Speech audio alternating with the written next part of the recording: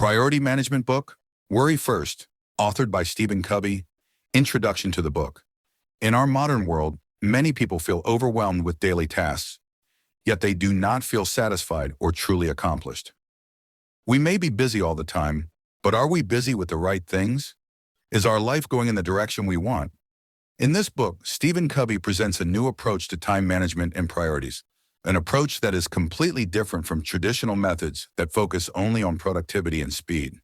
Instead of just getting things done, the book calls for managing life according to the things that really matter, that is, those that align with our true values and goals. Covey says, true success is not in getting more done, but in making sure we get the right things done. Section 1. The problem with traditional time management. 1. Why do traditional methods of time management fail? Time management books and curricula have always focused on increasing productivity and speed, but they often fail to help people achieve a balanced and happy life. Why? Because these methods are based on the false assumption that success is about getting as many tasks done as possible. But in reality, the problem is not the lack of time, but how to use it correctly. You may spend your entire day doing dozens of tasks, but if these tasks are not really important, you will not feel accomplished or satisfied. Here's 2. The difference between efficiency and effectiveness. Efficiency means doing tasks quickly and with minimal effort. Effectiveness means doing the right things that achieve real goals. Most people focus on efficiency, but what is more important is effectiveness. For example, you may be very good at responding to emails quickly. Efficiency.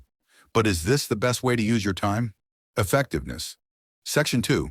The Priority Management Matrix. 1. How do we set real priorities? To solve the problem of being busy without real accomplishment, Covey presented a powerful tool called the Time Management Matrix.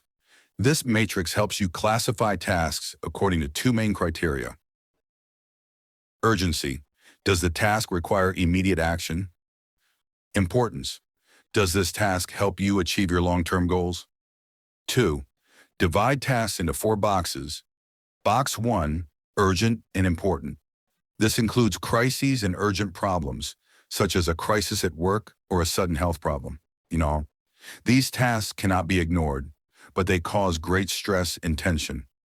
The number of these tasks should be reduced through advanced planning. Box 2, not urgent, but important. This includes things that make a real difference in your life, such as self-development, building relationships, strategic planning, improving health. Most people neglect this box because they are busy with urgent matters. But this is the key to real success. Box 3, urgent but not important. This includes interruptions, messages, unnecessary meetings, random requests. These things seem urgent, but they do not add real value. You must learn to say no to these tasks or delegate them to others. Quadrant 4, not urgent and not important. This includes useless activities such as aimless surfing the internet, watching TV for hours, or engaging in excessive entertainment. These activities consume your time without any benefit. 3. Focus on Quadrant 2. The magic solution to managing priorities is to focus on Quadrant 2. If you allocate enough time for planning and development, crises and urgent problems will decrease. Quadrant 1. When you invest your time in your health, relationships, and development, you will find that your life becomes more balanced and successful. Section 3. Leadership instead of management. 1. The difference between the clock and the compass. The clock represents your daily schedule, appointments, and lists that you make to accomplish tasks. The compass represents your values, vision, and real goals in life. Covey says that the main problem with time management is that we focus on the clock, daily tasks, and forget the compass, the direction of our life. The real question is not, how can I accomplish more? But, am I moving in the right direction? Section 4. Planning based on life roles. 1. What are life roles? Everyone plays multiple roles in their life, such as your personal role, taking care of your health and developing yourself. Your family role as a father, mother, or spouse. Your professional role in your job or your own business. Your social role, your relationships with friends and society. 2. Weekly planning based on roles. Instead of making a random to-do list, plan each of your roles in a balanced way. Ask yourself, what is the most important thing I can do this week in each role? Allocate time for each role so that one role does not overwhelm the rest. Section 5.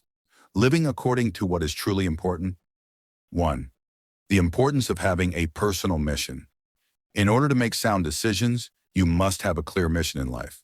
Ask yourself, what values do I want to build my life on?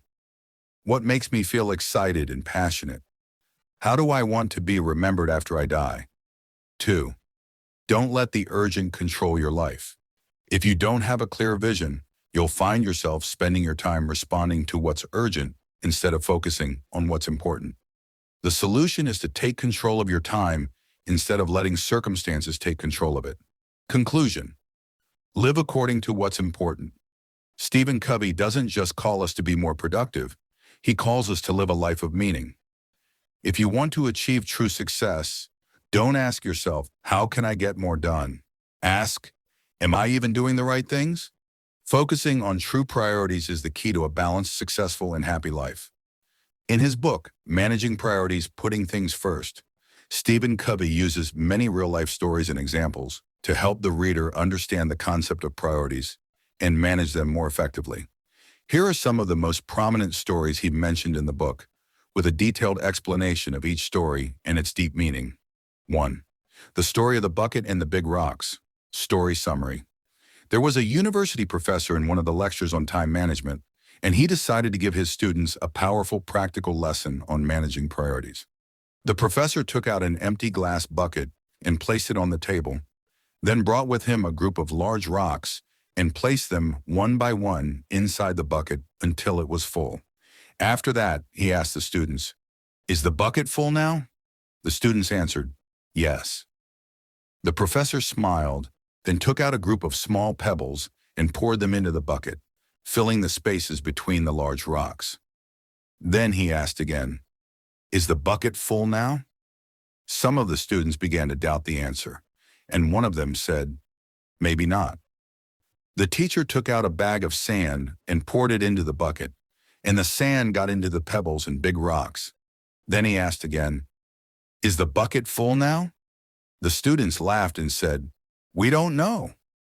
Finally, he took a cup of water and poured it into the bucket, and the sand absorbed the water until the bucket was completely full. Then the teacher asked, "What is the lesson learned from this experiment?" One of the students replied, "If you think your schedule is full, you can always add more tasks." The teacher laughed and said, "That's not the point of the experiment. The real lesson is, if you don't put the big rocks first, you won't have room for them later." The meaning and lessons of the story. The big rocks represent the important things in your life: family, health, self-development, values, dreams, important projects. The small pebbles represent the less important but still necessary things, such as daily work. Sand and water represent the unimportant things that fill our time without giving us any real value, such as browsing the internet aimlessly or watching TV for long hours. The main moral: if you don't make time for the most important things in your life, you will fill your life with secondary things, and you will not find time for the things that really matter to you. 2. The story of the successful man and his young son. Story summary. There was a successful businessman who worked long hours every day, and he had a young son whom he loved very much, but he hardly found time to spend with him. The man thought that he was working hard to provide a decent life for his family, but one day he realized that his son was growing up quickly and he hardly knew him. One day the child approached his father while he was busy working and asked him, "Dad, how much do you earn per hour?" The father was surprised by the question and answered, "I earn $100 per hour." The child thought for a moment, then said, "So, can I buy 1 hour of your time for $100? I just want to play with you." The father felt emotionally shocked and realized that he was spending most of his time working at the expense of his relationship with his son. From that day on, he decided to devote time to his family because money cannot compensate for the time lost with loved ones. The meaning of the story and its lessons. Success is not limited to work only, but also includes family relationships and the emotional side of life. Don't let work steal precious moments with your loved ones. Family and health should be among the big rocks that you prioritize in your life. 3. The story of the woodcutter and the dull saw. Story summary. There was a man who worked as a woodcutter, and he went to the forest every day to cut trees. At the beginning of his work, he was able to cut 10 trees a day. But as the days passed, he noticed that his productivity began to decline. So instead of 10 trees, he was cutting only 8, then 6, then 4. He felt frustrated and decided to work harder, but he could not return to his previous level. One day, a wise man came to him and asked him, "When was the last time you sharpened your saw?" The woodcutter replied, "I don't have time to sharpen my saw. I'm too busy cutting." The wise man laughed and said, "If you don't stop to sharpen your saw, you won't be able to cut trees effectively." The woodcutter then realized that he needed to take the time to sharpen his saw instead of working too hard for no reason. The meaning and lessons of the story. Sharpening your saw means investing in self-development, health, and psychological comfort so that you can be more effective. If you work hard without developing your skills or taking care of yourself, you will find yourself losing productivity over time. Stopping work for a short period to rest, learn, and plan can make you more efficient in the long run. 4. The captain and the lost ship story. Story summary. There was a ship captain who decided to sail on a long voyage, but he didn't have a compass and relied only on approximate directions. At first, things seemed to be going well, but after a few days he realized that he had completely gone off course and was sailing in the wrong direction. The captain tried to correct the course, but he was completely lost.